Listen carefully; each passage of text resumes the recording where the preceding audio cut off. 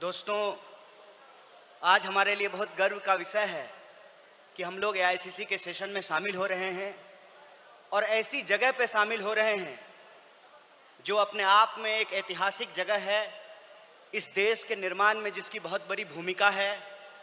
और हम गुजरात में ये एआईसीसी सेशन इसलिए कर रहे हैं कि गुजरात में स्वतंत्रता आंदोलन की जड़ है।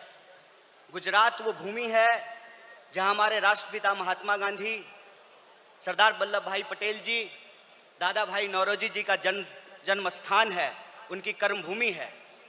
तो जब यहाँ पे एआईसीसी सेशन हो रहा है तो हमारा उद्देश्य यही है कि हम अपनी जड़ में जाएं, अपने जड़ को मजबूत करें, क्योंकि हमारे सामने एक बहुत बड़ी चुनौती है।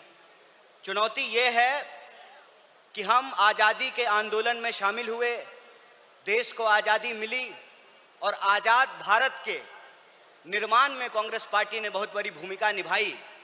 पहले हमारी जिम्मेवारी देश को चलाने की थी, आज हमारी जिम्मेवारी देश को बचाने की है। यह भूमिका हमको अपने आप में समझनी पड़ेगी।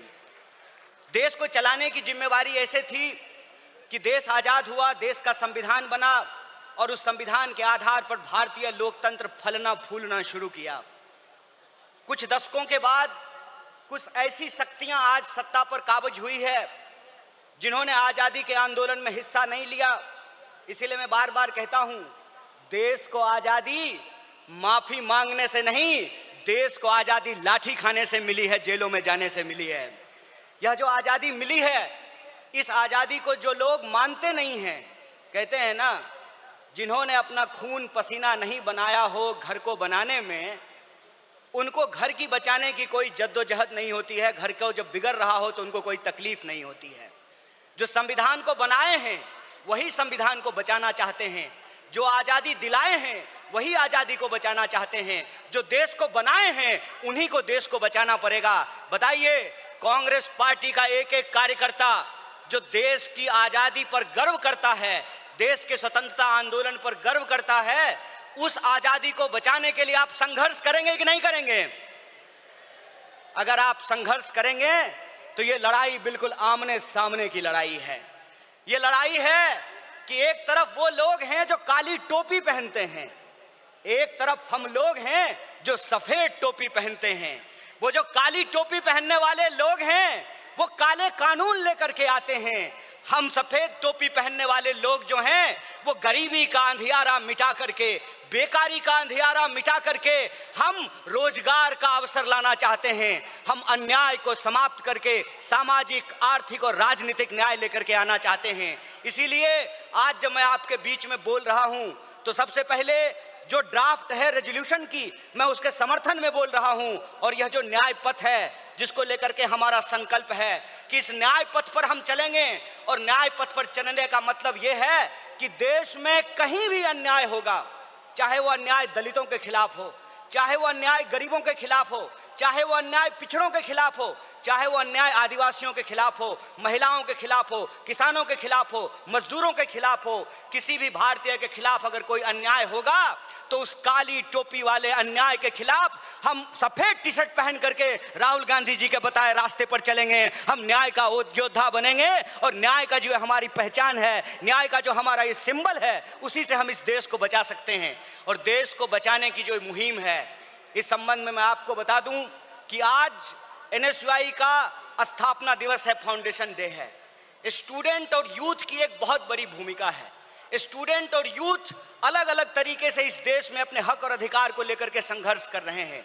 यह जो लड़ने वाले लोग हैं, जो न्याय के लिए लड़ रहे हैं, वो असल में कांग्रेसी हैं, और जो विचारधारा से कांग्रेसी हैं उनको हमको साथ लेकर के आना पड़ेगा।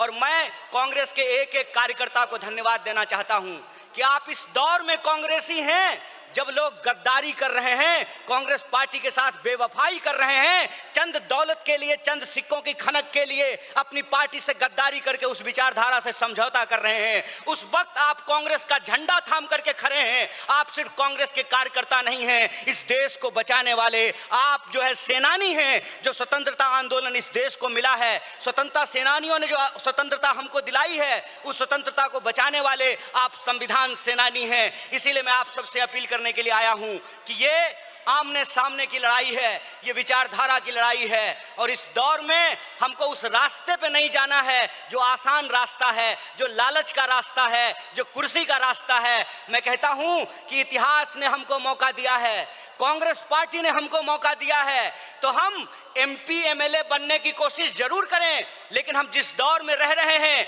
ये वो दौर है कि हमारे सामने एमपी एमएलए बनने के अलावे गांधी बनने का अवसर है, भगत सिंह बनने का अवसर है, सरदार वल्लभ भाई पटेल बनने का अवसर है, सुभाष चंद्र बोस बनने का अवसर है, एनी बेसेंट बनने का अवसर है, अंबेडकर बनने का अवसर है। इसीलिए मैं अपने कांग्रेस पार्टी के एक एक कार्यकर्ताओं को एआईसीसी के इस मंच से कहना चाहता हूं कि यह जो रेजोल्यूशन है, यह रेजोल्यूशन कागज पे लिखे हुए कोई शब्द नहीं है, यह संकल्प है। और उस संकल्प पे हम समर्पण के साथ चलेंगे, संघर्ष करेंगे, और संघर्ष करेंगे तो इस विपरीत परिस्थिति में हमारी जीत सुनिश्चित है। मैं देखता हूं कि कई बार कांग्रेस के कई कार्यकर्ता निराश हो जाते हैं, तो मैं उनको कहता हूं कि यह वक्त निराश होने का वक्त नहीं है, यह अपनी काबिलियत साबित करने का वक्त है, यह अपनी विचारधारा को साबित करने का वक्त है। और जावेद अख्तर ने बखूबी इस बात को लिखा है कि इस मुल्क में दो आवाजें हैं, इस मुल्क में दो आवाजें हैं। इस मुल्क में एक वो आवाज है जो दंगा कराना चाहता है, खून खराबा करना चाहता है,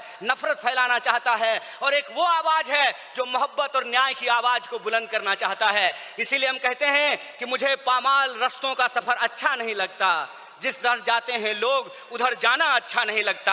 आप कांग्रेस पार्टी के ईमानदार कार्यकर्ता हैं, आपके कंधे पर देश को बचाने की जिम्मेवारी है, आपके कंधे पर संविधान को बचाने की जिम्मेवारी है। और हमको पूरा भरोसा है कि आईसीसी सेशन के माध्यम से पूरे देश में यह संदेशा जाएगा और कांग्रेस पार्टी का एक एक कार्यकर्ता मजबूत होकर के अपनी काबिलियत को साबित करेगा। वह पथ क्या, पथिक कुशलता क्या, जिस पथ में बिखरे सूल ना हो, नाविक की धैर्य परीक्षा क्या, जब धाराएं प्रतिकूल ना हो। इस प्रतिकूल समय में कांग्रेस पूरे दमखम के साथ उस काली विचारधारा के खिलाफ, उस काली टोपी के खिलाफ टी शर्ट पहन करके लड़ेगा। और यह टी शर्ट का जो सिंबल है वो न्याय का सिंबल है। उस अन्याय के खिलाफ हमको इस न्याय की आवाज को बुलंद करना है। मुझे पूरा भरोसा है कि आईसीसी सेशन से निकल करके हम अपने जिलों में जाएंगे, अपने बूथों पर जाएंगे, और समाज में, देश में जहां कहीं भी अन्याय होगा, हम कांग्रेस पार्टी बन करके, कांग्रेस का कार्यकर्ता बन करके, गांधी का सिपाही बन करके गोडसेवादी विचारधारा को परास्त करने का काम करेंगे। बहुत बहुत शुक्रिया, बहुत बहुत धन्यवाद। इनकलाब जिंदाबाद, जय हिंद, जय कांग्रेस। एक बार जोर से आवाज बुलंद कीजिए। यह आवाज साबरमती आश्रम से दिल्ली के तख्त तक पहुंचनी चाहिए। जय हिंद, जय हिंद, जय कांग्रेस।